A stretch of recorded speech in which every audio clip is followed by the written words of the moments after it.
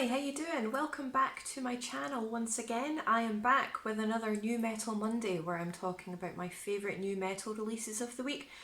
And wow, this week has completely blown me away. I know I say that every week, or at least I have done for the last wee while now, but honestly, this week just absolutely blew me away, and it keeps getting better and better and better as the weeks go by. And we're absolutely spoilt for choice when it comes to metal at the moment, and I am not complaining about that one bit.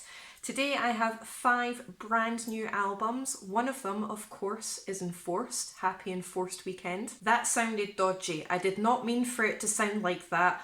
We'll just bypass that anyway. So as I've already so eloquently put, it was Enforced Weekend.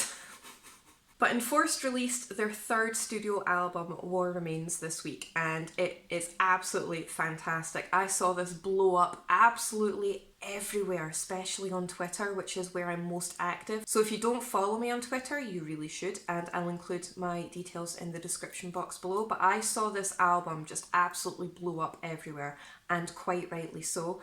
I wrote a full album review which broke the album down track by track for This Day in Metal, and I'll also include the link for that in the description box below if you want to have a more detailed blow-by-blow account of what my opinion was on the record. Now, the album is a thrash hardcore crossover, but there's a little bit of death metal in there as well.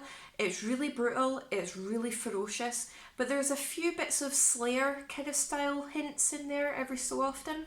You know, it's really frantic, it's blistering blast beats, it's got some mad shredding. The solos are absolutely phenomenal, and it has some proper hardcore style vocals with a little bit of death metal growl in there as well, and it's just an absolutely relentless record. You definitely need to check this out.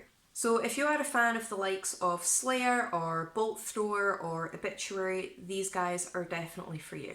Favourite tracks of this record are Aggressive Menace, War Remains and Mercy Killing Fields, and that track in particular is very much so a Slayer-esque kind of style, so definitely check it out.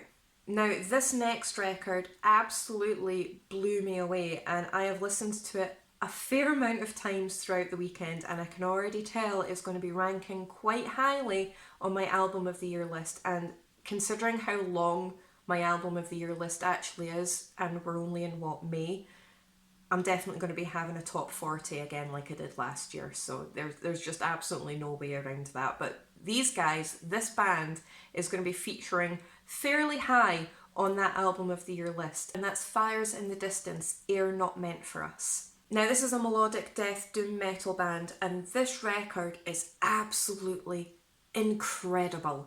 Now, if you have been watching my videos regularly, you'll know that this channel is all about the melody, it's all about the ferociousness and the brutality, but it's also about the orchestral stuff and the atmosphere. We're all about the atmosphere on this channel, and this record has it all. Absolutely all of it. It is absolutely stunning, and I just can't stop listening to it. You know, it's got that perfect blend of heavy death metal and the atmospheric doom metal, but it's got some really gorgeous melodic soundscapes in it, the orchestral moments, the piano. It's just full to the brim of atmosphere, but it's also got that heavy side as well, and it is just absolutely fantastic. It's a proper cinematic soundscape, but it's not too jarring and it's not too much at the same time. It's just an absolutely gorgeous album. So if you're a fan of the doomier side of Paradise Lost, and if you're a fan of the likes of Majesties or An Abstract Illusion, you're definitely going to want to check these guys out. I can't possibly choose a favourite track of this album because I just love the whole thing. I love every single track of this album, so go and check it out. It's brilliant. I cannot put into words just how amazing this record was. It completely blew me away. It's beautiful. Okay, so next up, I'm kind of going into the tech death, deathcore kind of territory right now. Now, I've said this in my video a couple of times. Deathcore, I'm quite fussy about, but these guys have absolutely nailed it, and this is an amazing album. And that's Existentialist with The Heretic.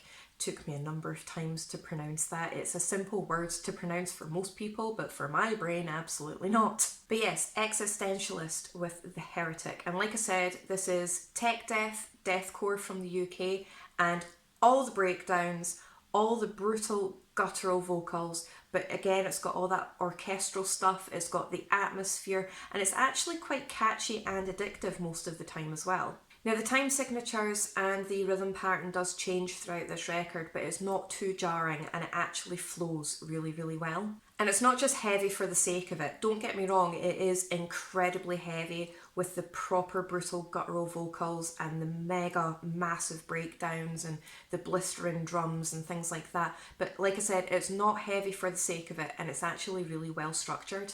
And it actually features guest vocals from Jason Evans of Ingested. So if you are a fan of Ingested or Lorna Shore, bands like that, you're definitely going to want to check these guys out. Favourite tracks of this record are The Zealot's Demise, Embers Upon Calvary, and The Eternity Gate. Okay, so next up on my list I have a band that I have really enjoyed for a very long time now, and that's Graveworm with Killing Innocence. Melodic, blackened, death, goth metal. It's got a bit of everything in there, and it works. It really works. It's not all over the place. It's got that perfect balance of all four genres kind of rolled into one, and it is just absolutely fantastic. Plus it has some incredible artwork from such an incredible band. Now it's a really strong, really powerful album. It's not a neoclassical album, although there are quite a lot of elements of the neoclassical style throughout it. But this record is epic, it's really crushing, and the vocals are just absolutely incredible, and again it's got all that orchestral stuff and it has all of the atmosphere, and it is just really good. Now if you are a fan of the likes of Cradle of Filth or Dimmu Borgir, you know, that kind of symphonic black extreme kind of metal with a little bit more melody in it, definitely check these guys out. Favourite tracks of this record are Dead Words, Escorting the Soul, and In Honour of the Fallen. But again, I absolutely adore this artwork. It is just so beautiful, and the record matches that. It's just absolutely incredible. You need to check it out. Okay, so last up on my list for today, and by no means least, is an album that absolutely just took me off guard. I was not prepared for what this album brought to the table. And that's Unborn Prophecy with Waking Our Ancient Memories. Now this is a debut album, and wow is it strong for a very first album. This album is absolutely incredible. Now it is classed as progressive death metal, but there's quite a bit of melody in there the further on you get throughout the record. And like I said, this record's just completely caught me off guard. It starts off really heavy, like proper brutal death metal, and it is absolutely astounding how amazing the first couple of tracks are. But then it completely changes up and it starts getting a little bit more melodic. And then the progressive elements come in. Now again, it's not jarring and it is still very atmospheric, but it maintains that really heavy death metal sound. And it gets really catchy as well as really heavy, and I absolutely love this record. I was so surprised at the direction that this record took, especially at the halfway point. It's just absolutely amazing. You need to listen to it in order to understand, because I can't convey exactly how incredible this record is. You need to go and check it out. So if you're a fan of the likes of the Leper Colony album that came out earlier this year, or For Token, or Omnicidal, these are all albums that I've spoken about on this channel. If you've listened to these records and you've really liked them, definitely get on this. You're definitely going to like it. I loved the vast majority of the tracks of this record, but the standout moments for me were Ocean, Ancient Alchemy, Forgotten Gods, and The Seven Bloodlines. Now that last track in particular, The Seven Bloodlines, that's one of my favourite tracks of the year so far. I cannot stop listening to that. It is absolutely beautiful, so atmospheric, and that's when the change came in for me during the album's progression, and I had to stop what I was doing. It literally stopped me in my tracks, and I looked at my screen going, what am I listening to? Was not expecting that, and it's fantastic. Definitely check it out. Okay, so that's it for this week's New Metal Monday. If you can comment down below, as always, to let me know what you think of the records that I've spoken about on today's video, and if there's anything that I've missed, which I probably have, because I think there was well over 60 records that were released this week, let me know and I'll definitely get them added to my list and check them out.